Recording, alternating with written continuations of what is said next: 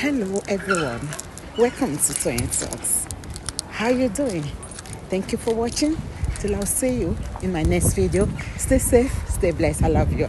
Bye. What God can do does not exist. Congratulations to you, Iyabo Ojo. Priscilla kú oríire kú àrùsọ. Ẹ̀gbọ́n ọmọ lọ́lọ́run máa ṣe é.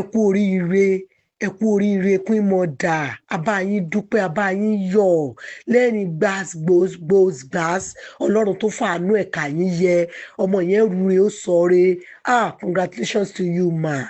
Lásàrù alágẹ̀lẹ́pè tiẹ̀ ta. Ó ṣépè títí. Ó ní partial stroke. Ó ṣépè títí ojú hun jọ. Ojú dàbí 65 years old woman. Tiẹ̀ ta ó wá yọ, ó wá dàbí ọmọ kékeré, ó wá dàbí arúgbó kékeré báyìí.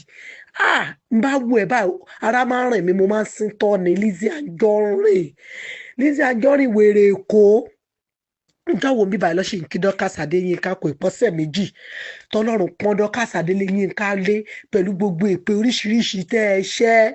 Ọlọ́run dójú tì yín, Ọlọ́run ṣàwọn tiẹ̀ lẹ́ṣà. Ó sọ pé ẹni àmì òróró tèmi làwọn eléyìí. Ń tẹ́ fojú Dorcas rí. Ẹ̀rù gan máa ń ba èmi gan pàápàá pé Ọlọ́run o, ṣùgbọ́n Ọlọ́run fi títóbi agbára ẹ̀ hàn. Èyí tẹ́ ẹ ṣe fún Ìyábọ̀ Òjó wọ́tẹ̀ pẹ̀lú àwọn ọmọ ogun ẹ̀ Lizzy látòrí Olúṣọlá, èyí tó jọ arúgbó, èyí tí mú ẹ dàbí pátákó ẹṣin, Olúṣọlá tí kírìmù òfì tiẹ̀, èyí tí ò lámì gidi lára, àti bí n pé èyí tó títí ẹ ti ta tó gbogbo ayé àwọn ọmọ ẹ̀ tó bàjẹ́ tán, àbí tí apá ẹja máa ní wèrè Jámánì, èyí tó yẹ pé kò rọmọ tọ́, ó fi ọwọ́ àwọn ọmọ ẹ̀hàn níjọ́ tó gbé wọn lọ sí tree báyìí kúrú náà bí làkú ègbé ló kún gbogbo ara ọmọ yẹn. Àǹkó gbogbo yín orí burúkú ni gbogbo yín fi ń ṣàǹkó, ẹ̀yin gbogbo ẹ̀yin olórí burúkú tí mò ń wò yìí. Ìyà ń jẹ ayé yín. Ẹni títí ẹ ti jóná ni ti yín, tẹ́ fẹ́ wọ ẹni tẹ́ fẹ́ sọ ti ẹ jóná, ẹ máa kóná mọ́rọ̀ ayé yín fún ara yín.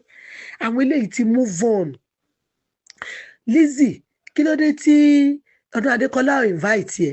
Ṣebí wọ́n ló jẹ́ kán fọ́ létí ní Ìlaró nígbà tó gbaṣọ lọ́rùn ẹ̀ ní Ìlaró àti Sodiq Adébáyọ̀. Ṣebí wọ́n ni wọ́n pè tó débẹ̀ báyìí. Ó rí pé wọ́n recognize ẹ̀, wọ́n ti cancel ẹ̀ káàkiri. Irọ́ ti ba yí ẹ̀ jẹ́, irọ́ òjò tẹ̀síwájú.